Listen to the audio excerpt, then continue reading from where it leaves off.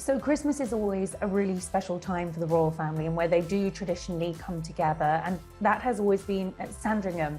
And my understanding is that King Charles III is going to follow his mother's tradition and host a family Christmas at Sandringham this year. Well, Harry and Meghan have been invited for Christmas, but it's our understanding that they won't be coming over to the UK. They will be spending the holiday season in California. Well, it was always the King's intention to hit the ground running, and I think we've absolutely seen him do that. He's travelled tirelessly around the country. He's preparing for a series of tours both before his coronation on May the 6th and after that coronation. So he is really sort of putting down the markers of his new reign. He's wasted no time in getting to work.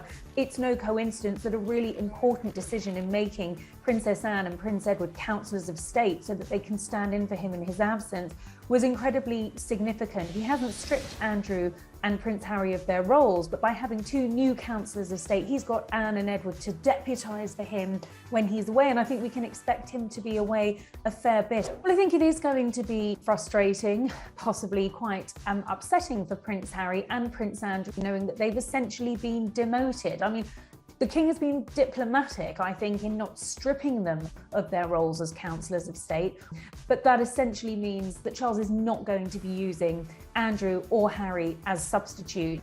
And I think that's just another probably quite painful reminder for Harry that he's well and truly out of the royal family. People should expect the real me in this, and probably the me that they've never gotten to know, certainly not in the past few years, where everything is through the lens of the media, as opposed to, hey, it's me. I'm just excited to be myself and talk and be unfiltered, and yeah, it's fun. The point of Meghan's podcast is that you're hearing more of her in her own words. Well, I think Meghan continues to divide opinion.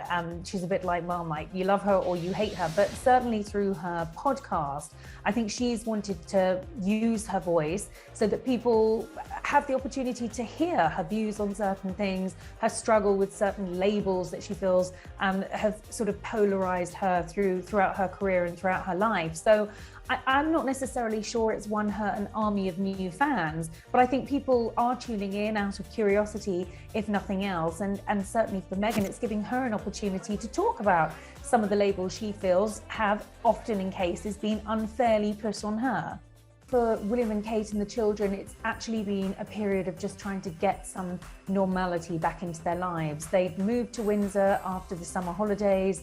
The children were one day into their new school, Lambrook School in Windsor, when the Queen died, and of course their lives were turned upside down.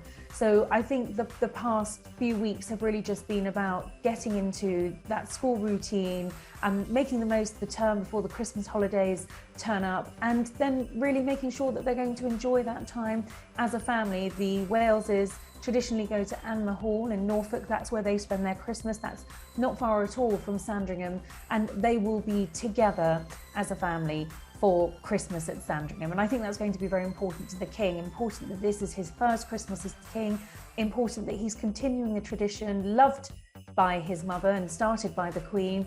And of course, this will be the first year that we have King Charles III addressing the nation with his very first Christmas broadcast as King.